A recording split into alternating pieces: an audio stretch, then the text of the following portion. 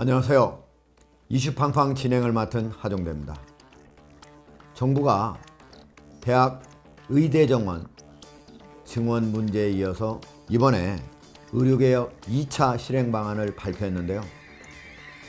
이 내용에 대해서도 대한의사협회 등 여러 관계자들이 크게 반발을 하고 있습니다. 정부가 어떤 내용을 발표했고 어떤 것들이 문제점이 있는 건지, 그리고 해법은 무엇인지 오늘 정근 안과병원 원장님이시자 대한종합병원협회 회장님이신 정근 박사님 모시고 얘기를 나눠보도록 하겠습니다. 안녕하세요. 반갑습니다. 예, 안녕하세요. 예, 정부가 3월 19일 날 의료개혁 2차 실행방안을 발표했는데요. 이거 얘기 나누기에 앞서서 지난 1년 넘게 정부가 의대 정원 문제를 가지고 계속적으로 의사협회뿐만 아니라 전공인들하고 갈등을 야기했었잖아요. 근데 정부가 최근에 모두 다 원점으로 회귀를 했습니다. 그거에 대해서 우리 회장님께서는 어떻게 평가하고 계시는지 궁금합니다. 저희들이 2024년 1월 달에 이 정부안이 보건복지부 발표되고 난 그 사항을 그 시점에 저희들은 단언을 했습니다. 이 정부안은 실패한다. 이 의사들의 여러 가지 그 구조와 시스템을 너무 모르고 그냥 일방적인 발표였거든요. 어떻게 보면 3,050명이 5,050명을 발표하는 그 순간에 전 국민이 놀랐고 의사도 그냥 멘붕 상태, 쉽게 말하면 그 상태에서 당연하듯이 그냥 발표를 한 거예요. 결국은 그 당시 대통령은 이제 탄핵이 되어버렸잖아요. 그때 어떻게 보면 저희들은 2000년도 의약불업 할 때 저희들이 제1선에서 저희들이 또 투쟁한 셈이 어떻게 보면은 그러면서 초유의 의료와 약이 분리되고 병원에서 주는 약을 이제는 약사만 약을 줄 수 있도록 바뀌었을 때 그때 의사들의 그 수가가 정상에 전혀 미치지 않는 수가에서 또 약을 통해서 수익이 좀 보존되는 시대를 정부에서 인정하는 시대였거든요. 그래서 약에 대해서 몇 프로 인정을 해준다든지 그걸 싹 없애버리고 의료보험 수가는 그대로 했으니까 의사들이 당연히 반발을 하고 그러면서 또 많은 의사들이 또 경찰 조사를 받게 되고 투쟁이 굉장히 했잖아요. 2000년도 지금도 25년 전이었죠. 결국은 정부에서 손을 들었거든요. 그러면서 수가를 올렸어요. 그러면서 의사들이 이제 협의를 하고 그 사이에 피해를 본 사람들은 국민들이었고 그때 응급실에 거의 대학병원들은 문을 닫은 상황이었고 똑같은 데자부 현상이 2024년 1월 달에 발생하면서 단언컨대 이거는 정부가 너무 뜻은 좋은데 너무 한꺼번에 다 하려고 했다. 2,000명이라는 정원을 한 500명씩, 600명씩 필요에 따라서 했더라면 이해를 시키고 했더라면 그러니까 어떻게 보면 일방적 밀어붙이기 방식의 의사들이 어떻게 보면은 그 정부에서 이렇게 생각하겠죠. 지금 윤석열 정부에서는 의사 수 하면은 12만 명, 가족 하면은 23만 명. 그래서 총선 때 의사를 제외하고라도 전 국민들이 거꾸로 의사를 혼내면은 국민들이 우리 표를 줄 것이다. 그래서 그 국회의원 선거용으로 써버렸단 말입니다. 그게 사실은. 그 결국은 저희들이 예측을 했죠. 1월 달에 사건이 터졌고 2월, 3월 나중에 국민들이 불필요를 느끼게 되면 2월 달에 양비론, 3월 달에는 정부 비판론. 이 2020년도 즉 24년 전에 있었던 데자부가 생긴 거예요. 그러니까 저희들이 예측했죠. 저도 부산 의사회장을 하면서 또 대외정책위원장을 대한의사협회 맡으면서 저희들 주장은 평화 안 싸우도록. 그래서 이 일에는 어떻게 보면 정부의 정책 미스였다. 그리고 그 정부의 정책 미스에 어떻게 보면은 책임지는 사람이 한 사람도 없다. 대통령 혼자도 아직까지도 그 잘못을 인정하지 않는 상황이고 보건복지부도 인정하지 않는 상황에 어떻게 보면은 그런데 정말 다행인 것은 국민들이 현명해서 국민들이 바로 알아서 어떻게 보면은 잘못된 정책인데 좋은 방향으로 나타난 거예요. 아이러니한 사실인 거예요. 그래서 저희들은 대통령이 실수를 엄청 했는데 결과는 좋단 말이에요. 아무도 잘 모르는 사실입니다. 그래서 저희들 의사들은 일부 의사들은 실수는 실수인데 결과가 좋으니까 위대한 실수로 인정을 한 농담 삼아 하고 있는 그런 상황이었습니다. 결과가 좋다는 건 어떤 뜻으로? 지금 대한민국 의료가 엄청난 왜곡이 일어났거든요. 예. 어떤 왜곡이냐 하면은 아프면 모두 서울로 가자. 예. 서울의 빅5 예. 병원에 가자. 예. 빅5 병원은 많은 환자들이 너무 많이 오니까 예.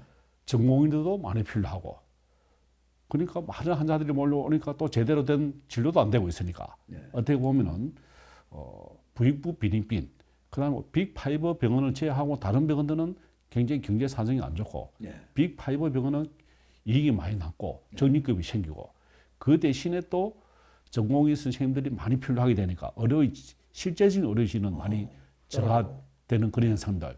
그러면서 빅5 병원에 가서는 다른 병원에서는 충분히 검토를 해서 다 살릴 수 있는데도 빅5 병원에 가서 어떻게 하다 보니까 사망하는 경우도 생기는 거예요. 그것도 당연히 받아들이는 거예요, 이제는. 그러면서 결국은 전 국민들이 의료 비용이 가부담되었다. 교통비부터 포함해서 뭐 호텔에서 자는 거 포함해서 또 다니면서 이동하는 비용부터 또 특실에 있어야 되는 비용 부담부터 모든 국민들이 쓸데없는 가비용 의료 지출을 빅5 병원에 갖다 바친 것이 이제는 빅5 병원이 전공의 선생님들이 없으니까 어떻게 보면 기능이 안 돌아갔잖아요. 그러면서 아주 심한 중환자들만 상급 종합병원에서 보고 일반 중급 이상 이하는 대부분 지역의 병원에서 다 보고 지역에서 서울에 올라가니까 이제는 안 받아주잖아요. 지역에서도 진료를 해보니까 괜찮네. 더 좋네. 그런 국민들이 저절로 알게 된 거죠. 그러니까. 결국은 원래 2차 지방에 있는 2차 종합병원에서 충분히 치료를 할 수 있는 환자들은 거기에서 받아야 되는데 그분들이 모두 서울에 있는 수도권에는 종합병원으로 몰리는 현상이 있었는데 이번에 전공의들이 이 의료대란 과정에서 사지감으로써 서울에서 받을 수 없게 되기 때문에 지방에서 받다 보니까 지역에 있는 종합병원들도 상당한 수준 서울에 있는 대학병원하고 똑같은 수준에 있구나 하는 걸 이번에 국민들이 알게 됐다 이거죠. 자연히 알게 되었죠. 체험으로 알게 되었죠. 전에는 말로 해도 못 느꼈는데 이제는 직접 가보니까 좋다. 서울에 갈 필요가 없네. 서울에 가서 괜히 돈을 2배, 3배로 쓸 필요가 없구나. 대학병원들도 중증 환자들이 안 오니까 실제로 심한 환자들만 보게 되니까 또 그것도 좋네. 의료 대란은 일어났지만 정부 그리고 의료계에서 원래 목표했던 환자들의 서울 특히 수도권 몰림 현상이 오히려 완화됐다는 점에서는 오히려 바람직한 결과라는 정근 한국 대한종합병원협회 회장님 말씀이셨는데 이번에 그 의료 대란 과정은 25년 전에 있었던 의약분업 사태하고 좀 다른 점은 당시는 정부와 그리고 의사협회 등 여러 관계자들이 머리를 맞대고 잘 해결했는데 반해서 이번 같은 경우는 결국은 갈등으로 계속 점철됐고 나중에는 정부가 원래 발표했던 개혁 방안을 모두 처리하는 그런 상태로 나타났는데 이게 한편으로는 의사협회와 관련자들의 어떤 새로운 또 협상의 길을 모색하게 됐다는 점에서는 바람직하지만 또 한편으로는 정부가 이미 발표한 의료개혁 방안이 완전히 원점으로 가게 돼서 다시 처음부터 개혁 방안을 마련해야 되는 그런 상황이 됐다고 하는 점에서는 큰 부작용이라고 볼 수가 있는데 이번 정권은 이미 다 한 달 안으로 끝나갈 거니까 다음 정권에서 이런 문제들이 관련 의료계에 있는 관계자들하고 잘 협의를 해서 실행력 있는 방안이 다시 마련돼서 실행되기를 이렇게 바라봅니다.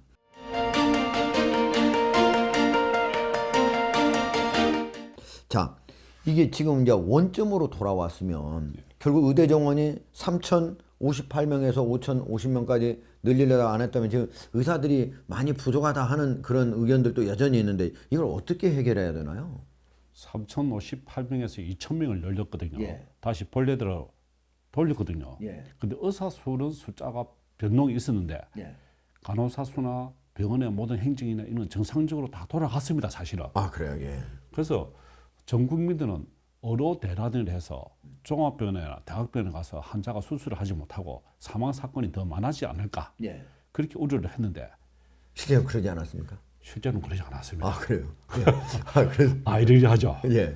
그런데 그래서 단지 예. 의사 숫자만 2,000명이 변동이 있었지. 네. 이것으로 인해서 어떻게 보면은 환자들이 적절한 곳에서 가까운 곳에서 적당한 치료를 잘 받았습니다. 네. 그것으로 인해서 또 정부에서는 또 고맙게 네. 또 상급종합병원이 적자가 나고 지금까지 이 많은 부분들 다른 것을 메꾸었던 이익을 예.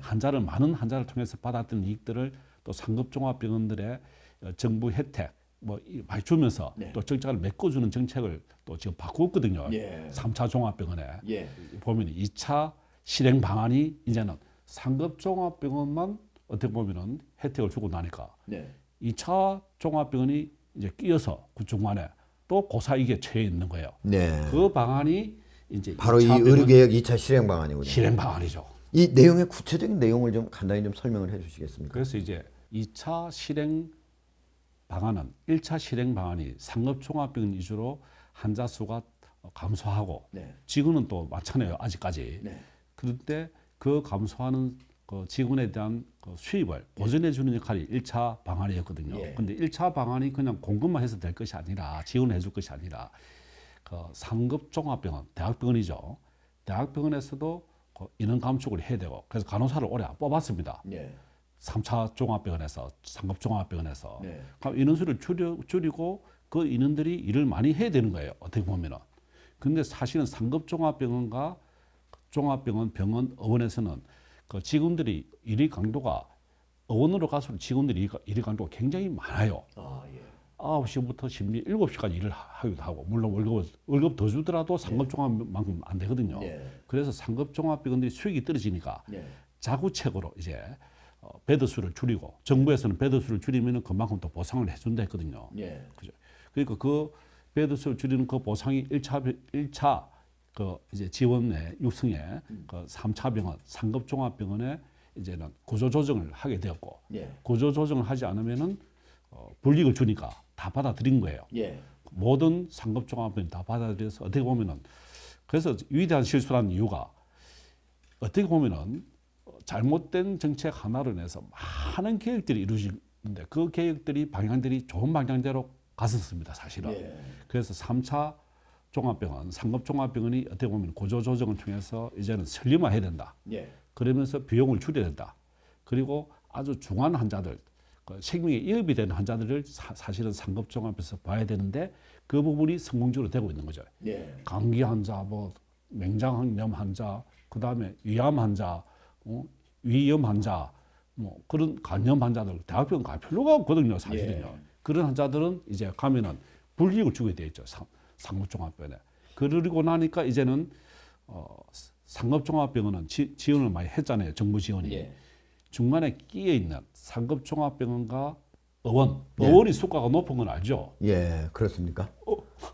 동네 의원이 예. 종합병원보다도 그 감기로 가면은 예. 총액이 의원이 더 높습니다. 아 그래요. 저 처음 알았습니다. 예. 그게 2012년도부터 저 역전이 당연히 됐거든요. 대학병원 가면 더 비쌀 거로 생각했는데. 대학병원과 의원은 같고 예. 종합병원은 그보다 아. 10% 낮아져 있죠. 예. 그런 부분들을 이제는 정상화하자. 예. 정부에서도 알고 있는데 이제는 실행을 하는 거죠. 예. 이게 이제 많은 이야기들이 지금까지 있었거든요. 왜 환자가 그 맹장염으로 1차 의원에 갔을 때보다 종합병원 병원급에 갔을 때 비용이 왜 10% 적냐? 예. 그러니까 종합병원이 이제 이 경쟁이 안 되는 거죠. 예. 그러다 보니까 뭐 아이스크림 매점, 장례식장 그걸 통해서 보충이 돼 왔거든요. 사실. 예. 그것도 200베드 병상 이하는 사실 생존할 수 없을 정도로 경영이 안 되는 거죠.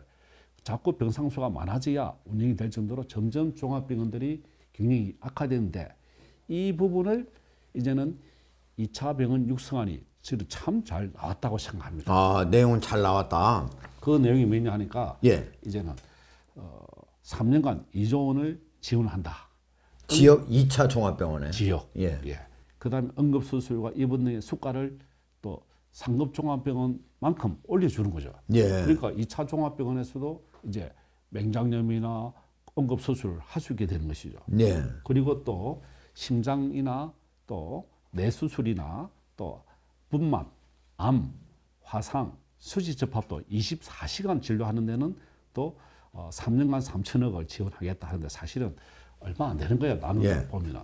이런 부분들을 통해서 지역의 2차 병원들의 역량을 강화하는 추진 방향이다. 이 부분은 어떻게 예. 보면은 가뭄에 단비가 약간 내린 셈이지만은 이런 구조 비용을 잘 조절하고 어떻게 보면 물러난 대통령께서도 사실은 취지는 좋았어요. 예.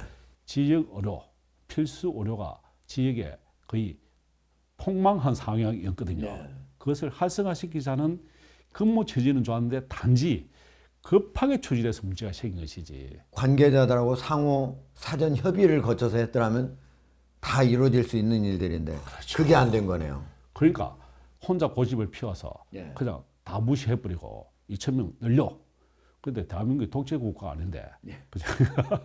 그러니까 그 취지와 방향과 네. 모든 이해는 좋았는데 예. 그 실행 방향의 한 부분이 틀렸고 예. 근데 그 외에 다른 사람들은 정말 제가 보기에는 예. 또 그 이에 또 수습하는 과정에 1차 육성 방안 상급종합병원, 2차 육성 방안도 참 좋아요. 예. 그러니까 저는 참 우리 대한민국이 복받은 나라이다.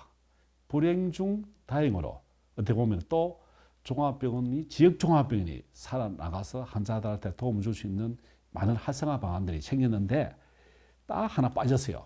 2차 육성 방안에. 네. 지역 수가를 만들자 그거죠. 지역 수가. 지적 수가가 뭔가요? 지역. 아, 지역 수가를 만들자. 그러니까 수도권은 제외하고 예. 지역에서 진료를 받을 때는 10% 가산을 해주자. 아, 그거는 반영이 안 됐다 이거죠. 안 되죠. 그러면 지역의 수가가 10%좀 높으면은 서울에 있는 의사들이 월급이 저희 딸도 임상조 교수인데 한 달에 한 500만 원밖에 안 받아요. 지방에 오면은 한 4배를 더 받습니다, 사실은. 아, 근데 그 의사들이 서울에 있는데 지방에 안 내려고 와요. 지역에 훌륭한 의사를 모시기 위해서는 4배를 월급을 더 줘야 되는 거군요. 저도 안 옵니다. 아, 저도 알아요.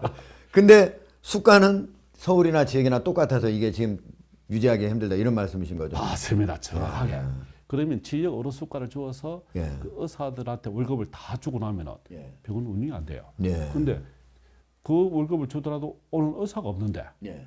그 말씀을 듣고 윤석열 대통령이나 모든 정부 관계자도 사실은 그럼 지방의 의사 수를 늘리면 되지 않겠느냐. 예. 단순한 생각으로 생각을 했단 말입니다. 예. 그게 아니었는데 예. 취지는 좋았어요. 예. 실행이 잘못되었다. 지금 윤석열 정부의 의대 정원 문제나 아니면 여러 의료 개혁 관련한 그 방향이나 내용은 원래 다 모두 괜찮은데 지금 사실 관련 핵심 이해 당사자와의 사전 협의 그리고 그 추진 과정에서의 소통 이런 것들이 가장 큰 문제라는 우리 정근 회장님 그런 지적인데요.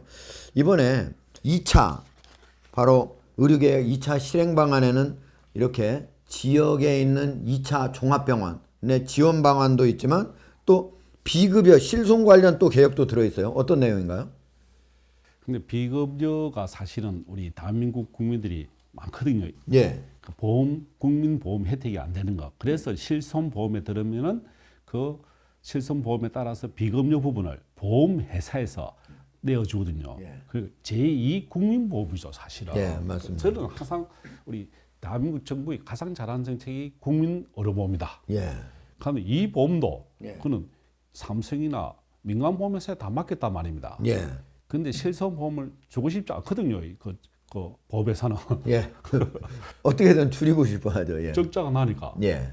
이 법을 슈퍼법을 자기들끼리 만든 거예요. 예. 그러니까 국민들과 갈등이 생긴 거죠. 예. 쉽게 말하면은 백내장 수술을 했는데 인공수정체 수술을 넣었는데 그 멀리 보고 가까이 보고 하는 다초점 인공수정체를 넣으면 잘 보이잖아요. 예. 그런데 2016년도 이전에는 다초점 인공수정체를 넣거나 말거나 관계없이 실손보험을 다 쪼개 되어 있어요. 예. 든 만큼 모두. 예. 그런데 2016년도 이후에는 법이 바뀌어서 안 된다고 되어 있거든요. 예. 그 이전은 줘야 되잖아요. 예. 그러니까 보험회사들은 안 주는 방법만 개발해서 아, 이게 소송을 적잖아니까 해라. 임의로 뭐를 빼고 넣고 했군요. 그러니까요. 그러니까 근데 사실은 그거 외에 또 수많은 이익을 그 보험회사들이 그대로 이익이 받고. 많이 남아서 돈 예. 조치하지 못하는데 예. 그런데 저는 우리 의사들은 왜 국가가 보험회사 이야기 들어주냐? 네. 아픈 국민들이 뜻을 받아야 되지. 예. 이해가 안 가요. 그러니까 그 실손보험을 이제는 다시 조정을 해서 예. 그러면은 고가나 본인 부담 긴급히 필요치 않는 것은 본인 부담을 하자. 네. 그러니까 본인 부담을 늘리자. 아, 그게 이제 실손 그래서 계획인데 95%까지 도수 치료라든지 무통 신호요법, 신장분사 치료는 본인 부담금이 95%가 늘어나도록. 그러니까 이제 이 부분이 이제 한방병원에서 하시는 도수 치료가 일반 종합병원의 정형외과나 식경외과보다 더 많아져 버린 거예요. 예. 그거를 또 잘못 악용하고 있는 곳은 어떻게 보면은 정확하게 제도 개선을 해야 되지만은 예. 그것으로 인해 피해를 보는 국민들이 없어야 되는데 예. 피해를 보는 국민들이 있어도 그냥 가만히 있어요. 그다음에 어떤 판사는 실손보험에 되어 있으니까 주라. 어떤 판사는 또 안 주러 버린 거예요. 좀 더 들쑥날쑥한 분쟁이 거예요. 났을 때. 그러니까 정부는 정확한 가이드라인 지침이 법에 따라 하면 되는데 예. 그냥 침묵해버린 거예요. 아하. 그냥 국민들이 혼란이 와버린 거죠.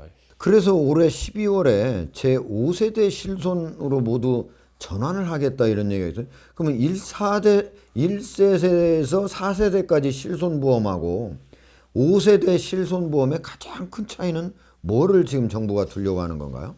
보험회사죠. 민간 보험회사가 처음에 보험을 가입시킬 때는 이 무조건 가입시켜서 혜택을 많이 줬잖아요. 예. 가입자를 늘리기 위해서. 가입자들. 예. 그러다 보니까 환자들은 실손보험이 있으니까 병원에 가서 또 진료를 마음껏 받잖아요. 예. 그러다 보니까 실손보험의 손해가 많아지니까 그래서 점점점 실손 혜택 범위를 줄이는 거죠. 네. 액수도 줄이고 그게 2차, 3차, 4차가 되는 거죠. 예. 그때 보험회사들은 처음에 계약을 잘못한 것이죠. 예. 근데 그 사람들 손해를 보게 되니까 바꾸라 혜택을 줄인다. 근데 국민들은 잘 몰라요. 예. 의사들은 다 알거든요. 예. 근데 똑똑한 국민들은 다 알아요. 예. 실손보험 1차가 좋으니까 그 보험회사 직원이 와서 바꾸라 해도 안 바꿉니다. 대부분은 또. 예. 근데 바꾸는 사람들은 잘 모르니까 하라 하니까 예. 또 바빠요. 근데 자기가 그 사이에 실손에 이 혜택은 많이 날라가고 예. 근데 눈앞에는 보험비를 깎아준다니까 예. 그럼 바꾸 갈아탄다 말이죠. 쉽게 예. 보험을. 예. 갈아타면서 손해보는 분들이 사실 많이 생겼어요. 그것도 예. 어떻게 보면은 보험회사가 이익을 남길 때도 있을 것이고 예. 실손보험의 손해를 볼 때도 있을 것이다만 정직해야 되죠. 예. 국민들 앞에. 예. 그러면은 명합니다. 실손보험이 1차는 손해가 많습니다. 좀 바꿔주면 좋겠습니다. 그렇게 해야 될 건데 예. 1차는 안 좋다. 4차, 5차가 더 좋다. 거짓이죠. 예. 그러면 안 되죠. 그렇게 의사들은- 꼬드겨 가지고 자기들이 오히려 환자 실손보험은 보험 든 사람이 오히려 손해 보도록 만든다는 거예요. 의사들은 물어봐요. 환자들이 바꿔야 됩니까? 예. 제일 먼저 한 것이 제일 좋습니다. 안 바꾸는 1세대가 가장 좋은 거군요. 것이 좋습니다. 그렇죠. 예. 많은 혜택을 준 거예요. 예. 처음에 잘 몰라서. 예. 그러니까 잘 몰라서 하다 보니까 손해가 났고. 어려용을 많이 하니까 손해가 났죠. 예. 그 다음부터는 또 2차, 3차 하면 될 건데 1차까지 바꾸라 하는 거예요. 예. 그럼 국민 기만이죠. 아, 지금 이게 그러면은 5세대 실손으로 정부가 이렇게 법을 개정한 다음에 일괄적으로 또 이제 맞추는 문제에 대해서 현재 또 갈등이 또 있게 되겠네요. 근데 저는 이해를 못하는 것이 예. 보험회사가 지금 은행이 이자 장사를 얼마나 많이 남깁니까? 예. 수조 원씩 남기잖아요. 예. 근데 그걸 좀 한 부분에 약간 손해가 났다 하더라도 전체 파이는 흑자가 많거든요. 아, 지금 현재도 그렇게 크게 손해 나는 건 아니다. 실손. 지금 은행들이 뭐 이 이자 장사를 해서 얼마나 돈을 많이 법니까? 예. 보험회사도 그렇고 그렇다면은 일부 손해가 있다 손 치더라도 예. 약속을 했으면은 예. 그 국민 약속인데 예. 그죠? 제가 만약에 기업을 한다면 끝까지 지키겠어요. 예. 그런데 기업하는 분들이 그 정신이 단지 눈앞에 있는 손해를 약속을 어긴다 그거예요. 그냥. 예. 약속을 지키면 좋겠습니다. 국민들한테. 알겠습니다. 이 개혁 방안 안에는 지역에 있는 2차 병원의 역할과 기능을 강화하기 위해서 평가 제도도 좀 바꾸겠다 이런 게 있어요. 어떤 내용인가요? 그런데 이제 정부에서는 이제 돈을 이제 지급하잖아요. 지원비로. 지원비를 주면은 그것에 맞춰서 또 심사를 다 하게 됩니다. 그 부분에. 그래서 적정하게 자평가되었는가 등급을 또 매기는 거예요. 예. 그 등급을 매기서 이제 A 등급이냐 점수냐 B 등급이냐 1등급, 2등급, 3등급, 4등급에서 돈 차등 지급하게 되는 것이죠. 네. 그래서 모든 것은 정부가 돈을 지원하는 데서는 책임과 그리고 업무 그리고 감사가 다 섞이는 것이죠. 정당하게 평가되는 것인데 결국은 그 평가대로 하면서 어떻게 보면 일선 병원에서는 굉장히 힘들어요. 모든 인력이 그 3, 4일 동안 나왔을 때 환자들을 다 밖에 내보냅니다. 퇴원을 시켜버립니다. 그냥. 평가 잘 받으려고요? 평가에 집중해야 되니까 환자를 못 보니까 그렇군요. 환자 볼 수가 없죠. 그 정도로 평가가 된. 환자는 영문도 모르고 네. 그냥 퇴원해야 되는 거예요. 아픈데도. 그때 수술도 안 해요. 왜냐하면 초긴장 상태거든요. 네. 그 점수를 잘못 받으면 예. 확 깎여버리니까 예. 또 재시험해서 또 다시 또 보고서를 올리라니까. 그래서 이런 그 국가의 의료기관 인정평가도 좀 바뀌어야 됩니다. 그렇네요. 예. 암행 평가를 하든지 근데 평수 심지어는 평가를 하든지. 인정평가를 누가 돈 내는지 압니까? 누가 돈을 내요? 국가에서 내겠습니까? 병원에서 내겠습니까? 그 평가 또 돈을 평가 또 비용도 병원에서 부담하는 수천만 원 거예요. 내는 거예요. 예. 그러니까 이게 참 이건 맞지 않다. 예. 그러면 그렇네요. 인정평가를 하면서 병원은 마비가 되면서 근데 그 평가를 어떻게 보면은 좀 환자 위주 네. 그리고 평가에 대해서 방법을 가르쳐 주어서 그렇네요. 선도하는 방식이 되는데 예. 그냥 점수 평가 나누기가 돼버린 거예요. 어떻게 보면 평가라는 건 잘하기 위한 평가인데 예. 이런 부분들이 어떻게 보면 똑같아요. 윤석열 정부가 처음에 3,058명을 5,058명 팍 때려서 사고 나듯이 예. 협의를 하면서 좋은 방향대로 가도록 평가도 어떻게 보면 강압적인 방식이 아닌 서로 협의하는 방식 그런 부분들이 그 의료기관 인정평가원의 문제점 중 한 가지로 지적이 되고 있고 사실은 예. 국민 민원의 한 부분이 큰 부분이 되고 있습니다. 결국은 이 의료개혁의 내용이 잘못돼서라기보다는 추진 과정에서 여러 가지 생기는 문제점들이 많다 이렇게 결국은 볼 수 있을 것 같은데요. 사실 이런 문제들을 정부가 사실 모르는 건 아닐 겁니다. 근데 실제 담당자들이 어떻게 소통하느냐 이게 결국은 가장 큰 이렇게 문제로 제기가 될 텐데요. 우리가 지금 보면은 지난 1년간 의대 정원 문제도 그랬고 그 다음에 지금 의료개혁 1차, 2차 개혁 방안도 내용 자체의 문제라기보다는 추진하는 과정에서 이렇게 문제가 있었고 이런 것들이 이게 정부하고 보건복지부가 있으면은 상시적으로 이렇게 협의가 돼야 될 텐데 이런 것들이 지금 잘 안 되어 온 가장 큰 문제점은 윤석열 정부의 특징입니까? 아니면은 그 전에도 이렇게 계속적으로 이 의료개혁 문제가 있을 때마다 정부가 여러 번 역대 정부가 하려다가 안 되고 이렇게 한 적이 많았잖아요. 왜 이렇게 되는 겁니까? 문재인 정부에서도 예. 의사 수를 300명에서 좀 늘리려 했거든요. 예. 그 의사 단체가 반대를 해서 2,000명도 아니고 300명 이제 예, 우리 그때 그것도 반대했죠. 반대를 하니까 예. 그대들이거든요. 예. 그때 저희들도 의사들 지방의 의사들은 부족한데 예. 좀 300명 하면 좋겠다. 대부분 그런 생각 다 했단 말이에요. 예. 근데 의사협회에서 반대를 하니까 문재인 정부는 어떻게 보면은 저는 그때 참 잘했다 생각했어요. 국민들을 위해서 어떻게 보면 의사 수를 늘린 거는 16년 뒤의 일이거든요. 예. 의예과 1학년 들어와서 6년을 졸업하고 인턴 레지던트 마치고 전임이 마치고 군대 갔다 오면 16년 뒤의 일인데 예. 2,000명인지 300명인지 500명인지 그게 왈가왈부할 것이 아닌데 예. 그죠? 16년 뒤에 일을 가지고 지금 당장 사단이 났고 문재인 정부에서는 철수를 했거든요. 예. 철회를 했거든요. 사실은 예. 그 숫자 늘리는 것을. 근데 지금 현재는 모든 국민 대다수가 의대 정원은 늘려야 된다. 그리고 윤석열 거기에 정부도 동의하는 거죠, 의대 다들. 정원을 늘려야 되는 건 동의를 했고 전 국민도 늘리고 의사도 늘려야 된다. 다 이해를 하고 있는데 예. 갑자기 또 본래로 돌아가 버렸단 말입니다. 예. 그러면은 누가 책임져야 됩니까? 근데 지방 의료를 활성화하기 위해서 했는데 예. 지방 의료 활성화는 또 없어져 버렸거든요. 예. 이래 되면은. 필수로도 없어지거든요. 예. 본래의 뜻이 맞다면은 그러면 협의를 해서 의사 단체가 반대를 하더라도 협의를 해서 그렇다면은 서울의 의사 수를 줄이자. 서울의 의사 수가 많으니까 네. 월급을 500만 원 받아도 전문의가 일을 하고 있는데 예. 지방에는 2천만 원 줘도 안 오는데 의사들이 그러면은 지방 의대 수를 서울 거 빼서 서울대, 연세대, 고려대 많잖아요. 예. 그 의사 수를 50명씩 100몇십 명씩 있거든요. 그거 빼서 지방에 신설 의대를 주든지 네. 다시 그럼 그 600명을 지방에 넣어주면 600명이 지방에 남잖아요. 그죠? 예. 그런 방식의 세밀한 디테일 방식이 없다고 해요. 예. 그 왜 없느냐? 임상 의료를 그다음에 경영을 하는 의사, 임상 의사가 없다 그겁니다. 정부에. 예. 그런 조언을 받아들일 자세가 없고, 그다음에 그 자문을 할 수 있는 의사들이 없는 거예요. 네. 기초의학, 예방의학, 그다음 의료 행정 네. 이 열심히 해봤자 예. 의료 경영이나 임상을 하는 의사들이 없기 때문에 예. 실제 의료의 최첨단 마지막에 있는 돌아가는 걸 잘 모른다 그거죠. 아, 예. 근데 그런데도 불구하고 1차 의료 실행 방안, 예. 2차 실행 방안은 참 내용은 잘 좋았어요. 예. 참 감탄을 할 정도로. 예. 그런데 거기서도 중요한 부분은 또 빠져 있더라. 아, 예. 그래서 지금 보면은 빠져 있는 것 중에 대표적으로 지금 의사협회에서 이렇게 지적하는 것 중에 하나가 환자, 의료진 모두 신뢰하는 그런 의료사고 안전망 구축. 이게 정부가 좀 미온적이라는 얘기도 있는데 실제는 어떻습니까? 의사들은 사실은 의료만 할 줄 알지, 예. 환자만 잘 볼지, 그 의료 책에 대해서 다 외우고 의료 지식은 세계 최강이지만은 행정은 잘 모르거든요. 법은 더 모르거든요. 의사들이요. 의사들은 정말 순수합니다. 어떻게 보면은 이 19세 때부터 공부를 잘해서 의과대 갔는데 환자 보는 걸 천직으로 삼았지.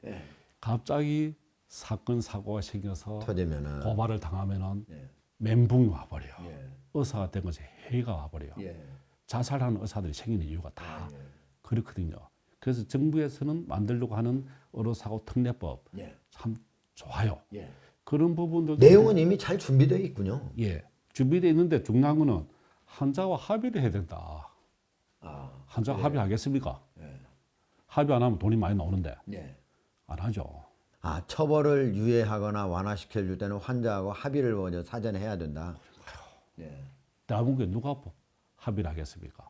근데 의료사고가 터지면요, 아들, 딸들이 등장하는 것이 아니라 전혀 관계도 없는 삼자가 개입을 해요, 대부분죠. 브로커죠, 브로커. 아, 그거를 문제 삼아서 돈을 많이 뜯어내려고 하는 뭐 변호사가 온다든지 아니면 다른 주변인들이 친인척이 온다든지 그런다는 얘기죠. 보지도 듣지도 못했던 아들이 나타납니다, 또. 그 다음에 그 아버지를 내팽개 쳤던 자녀들이 등장해서 또 욕을 하는 게 많아요. 근데 부모를 옆에서 극진히 모시는 자녀들은 부모를 간호하면서 알아요, 그 상황들을. 그러면서 부모가 이렇게 돌아가시고 정성껏 다 했고 의사들이 참 진심으로 했다. 사실 대한민국 의사들이 진심 아닌 의사들이 없거든요. 그렇죠. 예, 남의 생명을 바로 그러니까요. 다루는 건데. 의사들이 마음이 대부분 착하고 열해요. 그런 마음들이 있는데 누군가 갑자기 등장한 인물들이 의사를 멱살을 잡고 공격을 하면은, 근데 환자와 합의를 하라 그러면은 의사는 한 달 월급 버는 걸 몇 년치를 가서 다 갖다 줘야 되는데 그래서 이런 의료사고 특례법도 어떻게 보면은 환자와의 합의 이전에 좀 더 합리적인 방식 방안을. 그런데 사실은 이 의사들은요, 어떻게 하다 보면은 실수를 안 할 수가 없어요.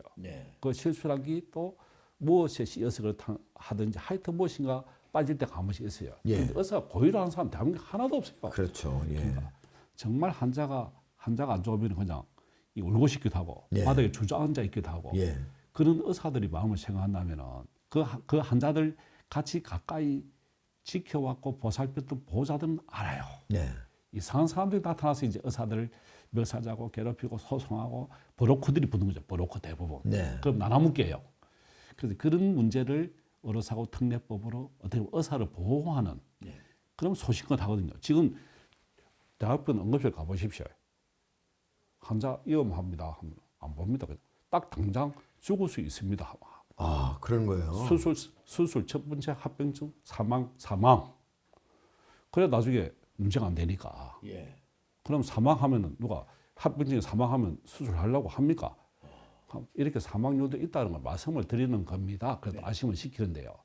그만큼 의사들이 방어전으로 치료를 하는 거예요. 아, 그렇군요. 그 부작용이 많이 나타날 수가 있네요. 그러니까 환자들이 왜 뺑뺑 놓느냐? 위험하니까 안 받아주니까. 의료사고 나중에 그 고발할까 싶어서. 그러니까 토수해버린 거예요. 큰 병원으로. 큰 병원에 갔다 돌아가실 것 같이 의사들은 다 알거든요. 위험하거든요. 들어올 때는 싱싱하게 걸어왔는데 저분은 몇 시간 내에 돌아갈 것이 알거든요. 근데 보호자들은 몰라요. 그렇죠. 저분이 자기 아버지가 걸어왔는데 왜 죽었냐. 그렇게 이 벽을 앞에서 깽가리를 치거든요. 그 의료사고 특례법이라는 것도 소신껏 의사가 진료를 했을 때는 그런 문제들이 환자와의 합의에 관계없이 의료사고 특례법 그 법 내에서 보호를 해줄 수 있는 그 장치가 된다면은 결국은 자기 부모를 살릴 수 있는 길이거든요. 의사가 소신껏 하면은. 그래서 대한민국에 어느 의사가 환자가 죽기를 원하겠어요. 의사의 순수한 마음을 안다면은 의료사고 특례법도 환자와의 합의가 아니라 의사의 소신 진료가 인정된다면은 그러면은 바로 그 의사가 바로 직접 환자의 진료할 수 있는 전념할 수 있도록 그렇게 해준다면은 뭐 저는 그럼 당연히 쉽게 풀어질 것이라 생각합니다. 그 부분은. 원장님, 지금 이제 2차 의료개혁 방안까지 이렇게 정리를 해봤는데 끝으로 시청자 그리고 국민들에게 혹시 하시고 싶은 말씀 있으시면 하시죠. 우리 국민 여러분들이 또 환자입니다. 사실은 우리 그렇죠. 가족이 또 환자이거든요. 의사의 가족도 환자입니다. 맞아요. 예. 의사 본인도 환자입니다. 결국은 환자가 될 수 있죠. 예. 다 전 국민이 환자이고 의사도 가족이거든요. 그래서 의사를 너무 적대시하지 말고 의사가 의사가 환자를 소홀히 하거나 또 불편케 하거나 그런 마음은 전혀 없거든요. 바쁜 가정 중에 또 미스할 수 있는 부분은 있거든요. 물론 그런 의사가 책임져야 됩니다. 사실은. 그래서 의사를 미워하지 말고 의사를 믿고 신뢰하고 자기 몸을 맡긴다면은 환자가 의사를 믿어주면 그 의사는 최선을 다해요. 고마워서. 그래서 의사와 환자, 닥터 페이션트 릴레이션십 그런 부분들을 우리 국민들께 한 번 더 또 부탁을 드리고 싶고 이런 국민과 어떻게 보면 국민이 피해자라는데 또 의사도 일정 부분 소송당한 피해자가 돼버리거든요. 갑자기 범죄자가 돼버리고 국가, 정부, 보건복지부 관계자께서도 어떻게 보면은 좀 구체화된 세밀화된 부분들에서는 디테일한 부분이죠. 그런 부분들 임상의 의료 경영자들과 조금 대화를 한다면은 마지막 부분에 놓칠 부분들, 또 끊길 부분들을 조금 사전에 예방되지 않을까. 그런 부분들에 있어서 저희들 의사들이 의료 경영 직접 경영하는 CEO 경영자 의사들이 모여서 의사뿐만 아니라 간호사, 의료기사, 또 경영자 포함해서 대한종합병원 협회 사단법인을 만들었습니다. 지금까지는 의사 경영자가 아닌 그다음에 임기제 교수님 경영자가 되니까 3년 지나고 나면은 다 그냥 나와요. 그 책임의 기한성이 있기 때문에 그것만 끝나고 나면은 책임 면탈이거든요. 근데 그 책임 면탈하는 의사들이 아닌 경영자 의사들 중심으로 그래서 대한종합병원 협회 사단법인을 발족을 했습니다.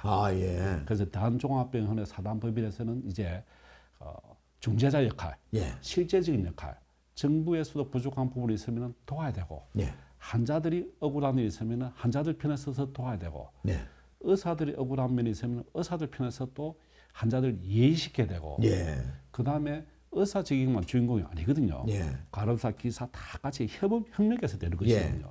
그런 부분들 다 어울릴 수 있는 사단법인 대한종합병원 협회가 발족이 되었고 제가 초대 회장을 맡았습니다. 그러시군요. 하면서 저는 어떻게 보면은 대한계례협회도 회장을 했고 또 의원 개업과 의원 원장을 했고 병원 원장을 했고 종합병원 병원장을 했고 이사장을 했고 모든 의과대학 교수를 했고 모든 지직을 다 올리고 부산시 의사회장 또 했거든요. 그런 과정 중에 결국은 가장 중요한 부분들은 환자다.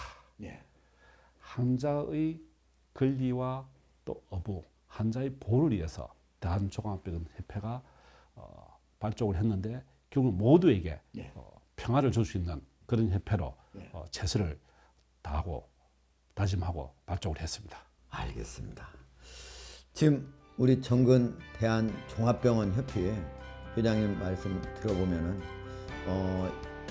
이번에 환자, 의료진이 모두 신뢰하는 그런 의료사고 안전망 구축을 위해 특별법을 제정을 해야 된다고 하는데 이거 보면은 이 법으로 인해서 오히려 의사와 환자 가족 사이에 갈등을 부추기는 것이 아니라 오히려 의사와 환자 사이 그리고 환자 가족 사이에 라포르가 형성돼서 서로 호의적 신뢰관계를 형성할 수 있도록 이 법이 뒷받침해줬으면 하는 생각 간절하고요. 또 우리 대한종합병원 협회 같은 경우에는 대한의사협회는 의사를 대변하는 그런 어떤 협회 아니겠습니까? 근데 여기는 의원, 병원의 경영인, 그리고 의사, 거기에서 일하는 직원뿐만 아니고 환자 가족까지도 어려움이 있을 때 같이 도와주시겠다고 하니까 앞으로 대한종합병원 협회를 많이 활용해 주시면 여러 가지로 큰 도움이 되지 않을까 이런 생각을 합니다. 오늘 이슈팡팡 여기서 마치도록 하겠습니다. 함께해 주신 우리 정건 원장님 대단히 고맙습니다. 감사합니다.